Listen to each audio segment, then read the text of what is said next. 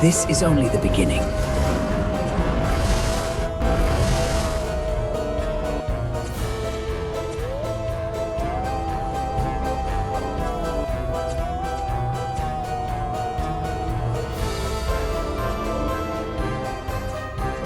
राजा सुन, कहानी सुनाता हूं। काशी में प्रताप मुकुट नाम का राजा राज्य करता था। उसके वज्र मुकुट नाम का एक बेटा था। एक दिन राजकुमार दीवान के लड़के को साथ लेकर जंगल गया। घूमते घूमते उन्हें तालाब मिला। दोनों मित्र वहां रुक गए। तालाब के किनारे उन्हें राजकुमारी दिखी। राजकुमारी को देखते ही राजकुमार से न रहा गया। राजकुमारी ने उसकी ओर देखा तो वह उस पर मोहित हो गया। राजकुमारी भी उसकी तरफ देखती रही। फिर राजकुमारी ने जोड़े में से कमल का फूल निकाला, कान से लगाया, दांत से कुतरा, पैर के नीचे दबाया और फिर छाती से लगा वहां से चली गई। उसके जाने पर राजकुमार निराश हो अपने मित्र को बोला, मैं इस राजकुमारी के बिना नहीं रह सकता, और मुझे न तो उसका नाम मालूम है न ठिकाना, वह कैसे मिलेगी? दीवान के लड़के ने कहा, राजकुमार आप इतना घबराएं नहीं, वो सब कुछ बता गई है। राजकुमार ने पूछा, कैसे? वह बोला, उसने कमल का फूल सिर से उतारकर कानों से लगाया तो उसने बताया कि मैं कर्नाटक की रहने वाली हूं। दांत से कुतरा तो उसका मतलब था कि मैं दंतपाट राजा की बेटी हूं। पांव से दबाने का अर्थ था कि मेरा नाम पद्मावती है, और छाती से लगाकर उसने बताया कि तुम मेरे दिल में बस गए हो।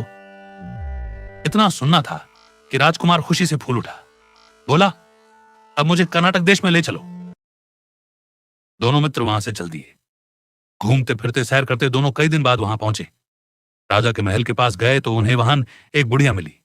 उसके पास जाकर दोनों बोले, माई हम सौदागर हैं, हमें रहने को थोड़ी जगह दे दो। उनकी शक्ल सूरत देखकर और बात सुनकर बुढ़िया के मन में ममता उमड़ आई। बोली, बेटा तुम्हारा घर है, जब तक जी में आए रहो। दोनों वहीं ठहर गए। दीवान के बेटे ने उससे पूछा, माई तुम क्या करती हो? तुम्हारे घर में कौन कौन है? तुम्हारी गुजर कैसे होती है?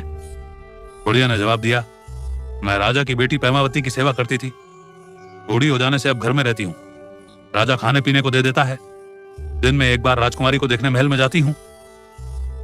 राजकुमार ने बुढ़िया को कुछ धन दिया और कहा, माए कल तुम वहां जाओ तो राजकुमारी से कह देना कि तुम्हें तालाब पर जो राजकुमार मिला था वह आ गया है। अगले दिन जब बुढ़िया राजमहल गई तो उसने राजकुमार का संदेशा उसे दे दिया। सुनते ही राजकुमारी ने गुस्सा होकर हाथों में चंदन लगाकर उसके गाल पर तमाचा मारा और कहा, मेरे घर से निकल जा। बुढ़िया ने घर आकर सब हाल राजकुमार को कह सुनाया। राजकुमार हक्का बक्का रह गया। तब उसके मित्र ने कहा, राजकुमार आप घबराएं न, मैं नहीं, उसकी बातों को समझे। उसने देसों उंगलियां सफेद चंदन में मारी। इससे उसका मतलब यह है कि अभी 10 रोज चांदनी के हैं। उनके बीतने पर मैं अंधेरी रात में मिलूंगी। 10 दिन बीतने पर बुढ़िया फिर वहां पहुंची। इस बार राजकुमारी ने उसे फटकार कर खिड़की से बाहर निकाल दिया। उसने आकर राजकुमार को बता दिया। सुनकर दीवान का लड़का बोला, मित्र उसने आज रात को तुम्हें उस खिड़की की राह बुलाया है। हमारी खुशी के राजकुमार उछल पड़ा। रात बीतने पर वह महल में जा पहुंचा और खिड़की में से होकर अंदर पहुंच गया। राजकुमारी वहां तैयार खड़ी थी। रात भर राजकुमार राजकुमारी के साथ रहा। बातों बातों में राजकुमार ने राजकुमारी को सब बता दिया। बोला, मेरा बड़ा प्यारा दोस्त है, वह बड़ा चतुर है, उसकी होशियारी ही से तो तुम मुझे मिल पाई हो। राजकुमारी ने कहा, मैं उसके लिए बढ़िया बढ़िया भोजन बनवाती हूँ, तुम उसे खिलाकर तसल्ली देकर लौट आना। खाना साथ में लेकर राजकुमार अपने मित्र के पास पहुंचा।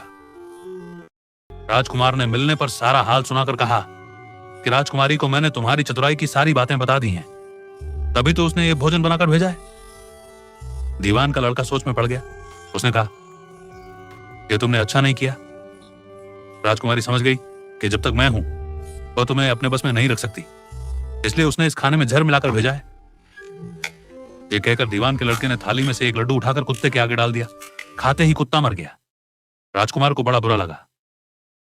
दीवान का बेटा बोला, राजकुमार भूल जाओ इस बात को, अब ऐसा उपाय करना चाहिए जिससे हम उसे घर ले चलें। ऐसा करो, आज रात को तुम वहां जाओ। जब राजकुमारी सो जाए तो उसकी बाईं जांघ पर त्रिशूल का निशान बनाकर उसके गहने लेकर चले आना। राजकुमार ने ऐसा ही किया। दीवान का बेटे ने राजकुमार से कहा कि तुम ये गहने लेकर बाजार में बेच आओ। कोई पकड़े तो कह देना कि मेरे गुरु के पास चलो और उसे यहां ले आना। राजकुमार गहने लेकर शहर गया और महल के पास एक सुनार को उन्हें दिखाया। देखते ही सुनार ने उन्हें पहचान लिया और कोतवाल के पास ले गया।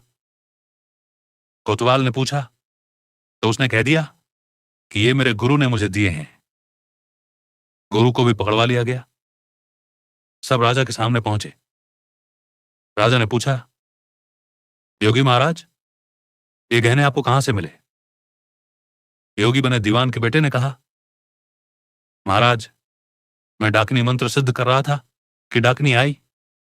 मैंने उसके गहने उतार लिए और उसकी बाईं जांघ में त्रिशूल का निशान बना दिया। इतना सुनकर राजा महल में गया और उसने रानी से कहा कि पद्मावती की बाईं जांघ पर देखो कि त्रिशूल का निशान तो नहीं है। रानी ने देखा तो निशान था। राजा को बड़ा दुख हुआ। राजा ने पद्मावती को डोली में बिठाकर जंगल में छुड़वा दिया। राजकुमार और दीवान का बेटा तो ताक में बैठे ही थे। राजकुमारी को साथ ले अपने नगर में लौट आए और आनंद से रहने लगे। कहानी सुनाकर बेताल बोला, राजन, ये बताओ कि पाप किसको लगा है?